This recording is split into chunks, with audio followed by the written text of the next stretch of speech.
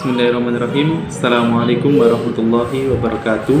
Nama saya Muhammad Fauzan Hazami dari kelas IAT D1 dengan NIM 2104026128. Kita tinggal di salah satu negara dengan multikultural terbesar di dunia.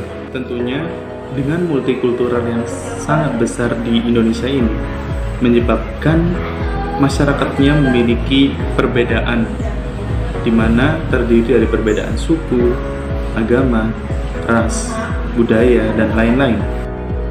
Sudah sepantasnya kita menyesuaikan dengan adanya Indonesia sebagai negara multikultural ini, karena Indonesia sudah mendapatkan fitrahnya dari sana, mendapatkan julukan dengan negara multikultural terbesar di dunia. Namun, sebenarnya apa sih yang menyebabkan Indonesia menjadi salah satu negara dengan multikultural terbesar di dunia? Dikutip dari situs resmi Kementerian Pendidikan dan Kebudayaan Republik Indonesia, terdapat penyebab atau faktor yang menyebabkan masyarakat Indonesia menjadi multikultural seperti ini. Khususnya terdapat 5 faktor yang terdiri dari yang pertama yaitu faktor sejarah Indonesia.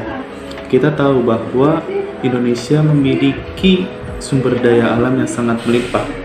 Khususnya pada zaman dahulu ketika rempah-rempah sangat langka, Indonesia bahkan memiliki kekayaan tersebut sehingga bangsa Eropa seperti Portugis, Belanda, Spanyol, dan bangsa Jepang, bahkan bangsa Jepang juga mencoba ke Indonesia untuk memperebutkan rempah-rempah tersebut. Pada jangka waktu yang lama, hal ini menyebabkan pertukaran budaya, dan pada saat itu juga terdapat masyarakat Indonesia yang bahkan menikah dengan bangsa lain, sehingga menyebabkan terjadinya kemajemukan budaya dan suku yang ada. Yang kedua yaitu pengaruh kebudayaan asing atau luar. Kita tahu bahwa masyarakat Indonesia sangat mudah menerima kebudayaan luar, sehingga hal ini menyebabkan bertambahnya kemajemukan dan membuat masyarakat menjadi multikultural dengan berbagai macam budaya yang ada. Yang ketiga yaitu faktor geografis. Dengan letaknya di antara benua Australia dan Asia, Indonesia menjadi salah satu negara yang paling strategis dan dilintasi oleh jalur perdagangan, sehingga pada saat itu ketika masyarakat berdagang dengan negara luar seperti Cina, India, atau Arab, hal itu menyebabkan bertambahnya kemajemukan yang ada di Indonesia. Yang keempat yaitu faktor fisik dan geologi. Negara Indonesia, hal itu menyebabkan negara Indonesia menjadi sebuah negara kepulauan, terpisah-pisah di antara pulau-pulau yang terbentang dari Sabang sampai Merauke, menyebabkan setiap masyarakatnya harus beradaptasi dengan pulaunya tersebut, harus memiliki kebiasaan agar dapat menyesuaikan dan bertahan hidup di kepulauan tersebut, sehingga ini juga dapat menyebabkan kemajemukan dan multikultural di Indonesia. Dan yang terakhir atau yang kelima yaitu faktor iklim. Indonesia memiliki iklim yang berbeda dengan dataran yang rendah maupun yang dataran yang tinggi. Dataran rendah yang identik dengan iklim yang panas dan dataran tinggi yang identik dengan iklim yang sejuk.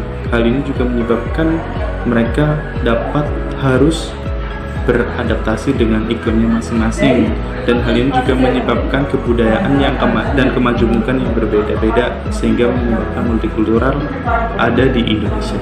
Tentunya setelah kita tahu bahwa Indonesia memiliki kemajemukan yang sangat beragam dengan beragam kebudayaan, suku, ras, dan agama, sehingga Indonesia dikenal sebagai negara plural dan multikultural, sangat membuat Indonesia rentan akan adanya konflik yang timbul di antara masyarakat Indonesia. Dan yang akan dibahas pada kali ini yaitu isu atau kasus tentang adanya radikalisme. Ya, radikalisme sangat identik dengan Indonesia yang memiliki kebudayaan yang begitu beragam. Lebih parahnya lagi, radikalisme dapat disebut sebagai bom waktu yang dapat mengancam eksistensi bangsa Indonesia. Mengenang pada masa sejarah, pada masa dahulu, zaman dahulu, ketika terdapat Darul Islam yang ingin mencoba untuk mengubah ideologi Pancasila, itu juga bisa disebut sebagai contoh radikalisme yang terjadi di Indonesia. Lalu pada tahun 2021 ini terdapat kasus yang sangat membuat Indonesia harus berhati-hati terhadap adanya radikalisme ini. Pada tanggal 28 Maret tahun 2021 terdapat aksi bom bunuh diri di gereja Katedral Makassar.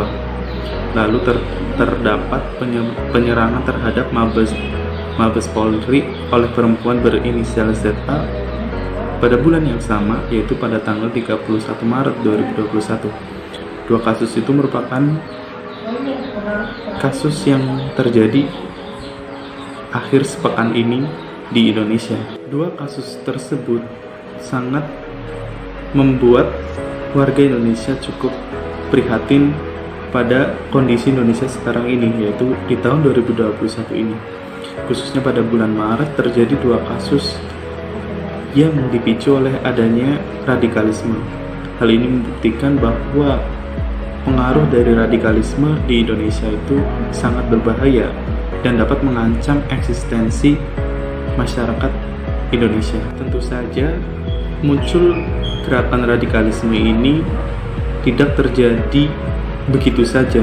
Tentunya ada hal yang memicu terjadinya radikalisme tersebut. Menurut Ahmad Najib Burhani yang dilansir dalam detik.com, akibat adanya radikalisme ini secara teologis terjadi karena salahnya penafsiran teks-teks agama, sehingga mereka hanya menafsirkan secara tekstual saja dengan ayat-ayat yang bermaksud memberikan pemahaman jihad, tetapi pada saat itu diartikan dengan secara tekstual saja, sehingga mereka tidak berpikir panjang dan langsung menentukan dengan melegalkan kekerasan. Tentu sangat berbalik dengan agama Islam yang sangat mencintai kedamaian, dan Islam juga dikenal sebagai agama rahmatan lil alamin. Untuk meluruskan kesalahpahaman mengenai pemahaman agama Islam ini dibutuhkan peran yang nyata oleh kita sebagai generasi muda untuk meluruskan pemahaman oknum-oknum yang salah atau oknum yang melakukan tindak radikalisme ini agar kembali ke jalan Islam yang sesungguhnya, yaitu Islam sebagai rahmatan lil alamin. Peran generasi muda di Indonesia dapat menggunakan adanya konsep moderasi beragama. Dalam moderasi beragama, peran generasi muda di Indonesia sangat dibutuhkan karena ajaran dalam beragama yang moderat, tidak ekstrem ke kanan maupun ekstrem ke kiri, di tengah-tengah, dengan selalu mengedepankan Islam sebagai agama yang rahmatan lil alamin, tidak melegalkan kekerasan dan sesuai dengan syariat-syariat Islam yang ada. Tidak ekstrem ke kanan, tidak berlebih-lebihan dalam beragama, tetapi tetap mengedepankan ajaran-ajaran Nabi Muhammad dan sunnahnya, dan juga tidak terlalu santai dalam beragama atau lepas dalam beragama. Kita juga kita tetap mengedepankan sunnah Nabi Muhammad SAW sebagai panutan kita. Di era disrupsi digital dan post-truth ini, peran generasi muda sangat diperlukan dalam menyampaikan pesan-pesan agama Islam yang sesungguhnya, yang benar-benar sesuai dengan syariat Islam yang ada. Karena memang korban-korban dari radikalisme juga kebanyakan dari generasi muda yang salah mengartikan atau salah memaknai ajaran-ajaran Islam. Oleh karena itu, ayo kita sebagai generasi muda dengan bijaknya harus memanfaatkan media sosial yang ada. Kita tidak boleh terpancing dengan adanya berita-berita yang belum tentu kebenarannya. Kita harus benar-benar menyaring sebelum membagikan berita tersebut.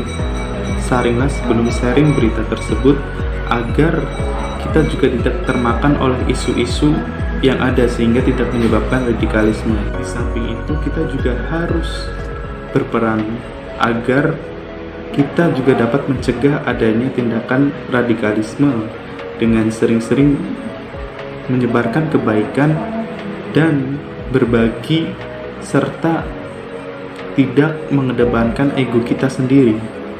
Kita harus melihat teman yang kita ajak bicara, teman yang sering kita ajak bergaul di kehidupan sehari-hari, agar tidak terpancing dengan adanya isu-isu yang belum tentu kebenarannya. Oleh karena itu, dapat kita renungkan bahwa kita sebagai generasi muda masyarakat Indonesia memiliki peran yang sangat penting untuk mencegah adanya tindakan radikalisme tersebut.